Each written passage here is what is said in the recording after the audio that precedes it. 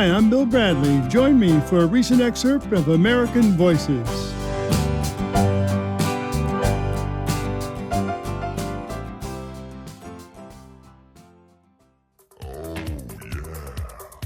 That famous Ferrari scene in the movie Ferris Bueller's Day Off, where Ferris convinces his friends to take his father's car for a spin. That song that runs through that scene became iconic.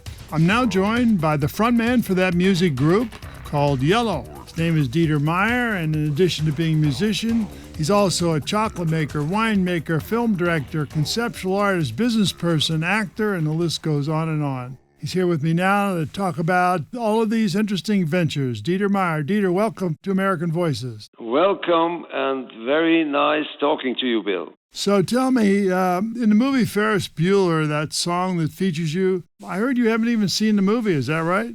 I saw some scenes of the movie, but this song that we contributed to the movie became legendary. And whenever I travel to the United States, I have to give this immigration officer, this immigration document, what my profession is. And I write musician, and this has a very good reason, because normally the guy asks me, is there anything you did I should know? And then I say, oh, yeah. And he says, you're that guy? I can't believe it. You do it again. Oh, yeah. And boom, boom, boom, stamps in my passport, and I'm through. Oh, yeah, became my second passport to the United States. So do you still perform?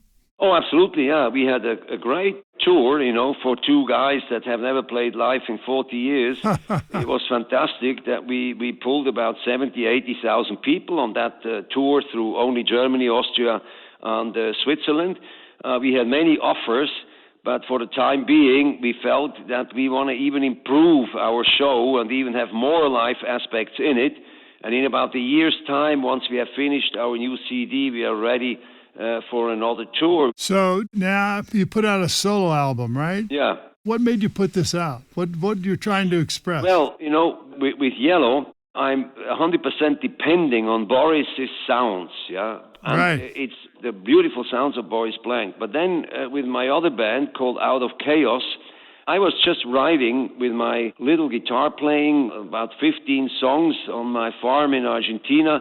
I came back, I put together a band and went on tour 100% live. This was before the Yello concerts, and I enjoyed it tremendously, because if you have a 100% live band, you have much more freedom. You can react to an audience, you can repeat the refrain, you can talk between songs and so forth. And if you are an electronic band like Yello, there is still many components. They just run by themselves, and you have to follow this. It's a totally different live process. So you have a song called Love Blind, and in the video you see a man in a suit and black hat who's underwater trying to fight against the current. I mean, do you feel that you've ever been feeling like you were underwater fighting against the current? Well, this is, of course, a symbolic and a little self-ironic gesture, but to be underwater with a suit and a hat shows that sort of this love blindness. A man in love is always a fool. He loses his mind, he loses the cool, he loses his speech, then he wants to reach the heart of his love. The way up above, he's out of touch. When love is touch is kicking in, he starts to spin. He's out of touch. When love is touch is kicking in, he starts to spin. And you're crawling underwater. You absolutely want to meet that lady again, and you do everything, like even a dive in your suit and your hat. That's kind of also a little comical idea of that video. An unexpected smile, the blink of her eyes, is acting stupid, losing the cupid, starts to pretend, definitely his end, the heart of his love, way up above, is out of touch. When love is touch is kicking in, he starts to spin. shivering, stuttering, out of his mind, but nothing to lose. Love blinds.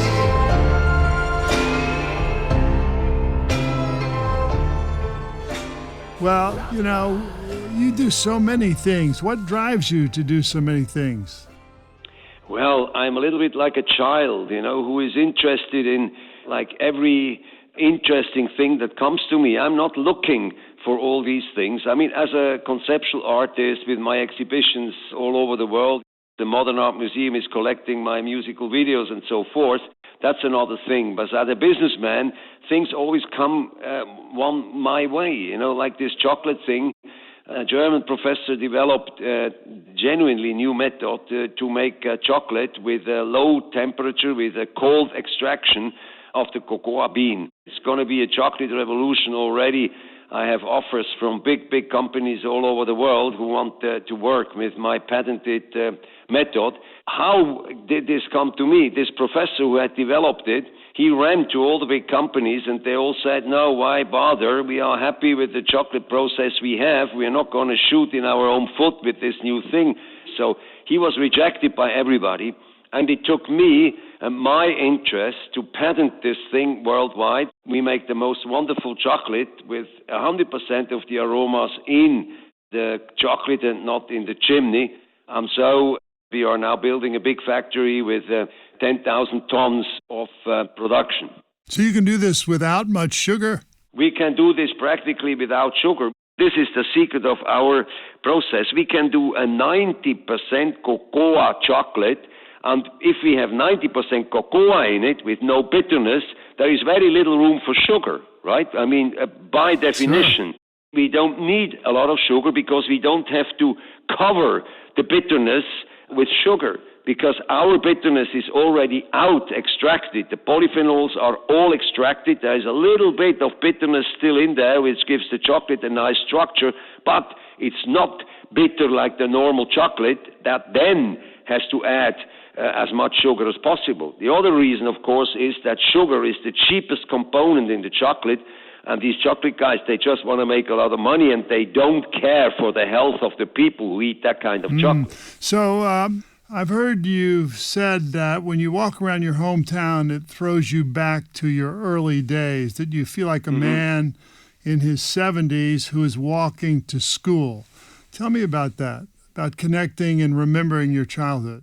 Yeah, well, Zurich is a small city, and when I'm in Switzerland, I still live in the same area as when I was 10 or 9 or even 8 years old. And of course, when you are a young boy, your experience with the world is sort of a very important thing, how you see things, how you go through streets, how you, with your little bike, make a little excursion to the next sort of tram station and all these things. And of course, when I walk, which I do whenever I'm in Zurich, I always walk to the center of town, and it's like I'm like being thrown back into my years as a young boy who just was exploring the world, and this I do with a lot of joy. It's a little bit in the sense of this famous French writer of the beginning of the 19th century, Marcel Proust, who wrote this fantastic book, À la recherche du temps perdu, which means sort of looking for past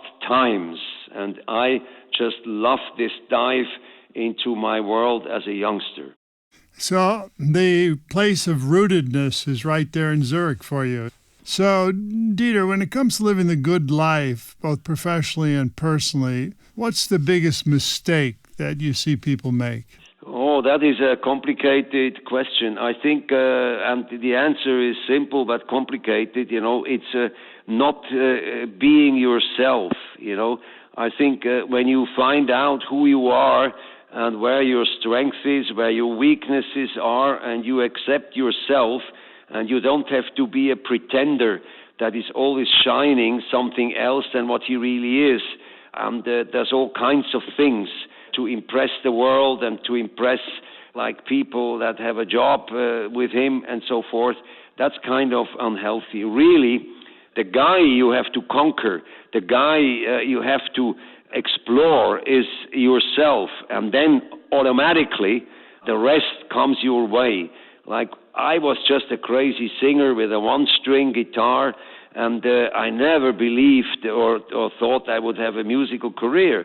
But I was very much myself when I, for hours and hours and hours, played this one-string guitar, which I had won thanks to a poker game. This was finding really myself and who I was. And of course, I trained my voice a little bit, but I never did something in order to get something with it. You know, I never was going for a career. I was not looking at the footsteps in my back. I was always walking, and I see my being on this planet, my visit on this planet, is really just hopefully an interesting walk, always exploring new things in the relationship between what I see and the world and myself. And my learning process is, of course, endless. And this is probably why, at the age of 74, I'm still exploring now the world of chocolate. And it's teaching me something also about myself and the risk I take. It's like climbing mountains. You know, if you climb mountains, you want to not always climb the same mountain, because it's a conversation with you and the mountain when you do this, and you always learn about yourself because you're holding your fate in your own hands. Right. When you climb, when you do business, when you make music, and that's what I think it's all about. Fantastic. What a great statement. Thanks for being here on American Voices. You've had an incredible, interesting set of careers, and I can't wait to see what you do next. Well, next I want to meet you, and I want to hear about your fantastic career. Even in Switzerland, people my age, they know you very well, because basketball is a great sport, even in Switzerland. Everybody knows the very Bill Bradley. Okay, how about that? How about that? I've been speaking with Dieter Meier. To find out more, visit us on Facebook. It's facebook.com/American Voices with Senator Bill Bradley. Out of his mind, with nothing to lose. Love flies.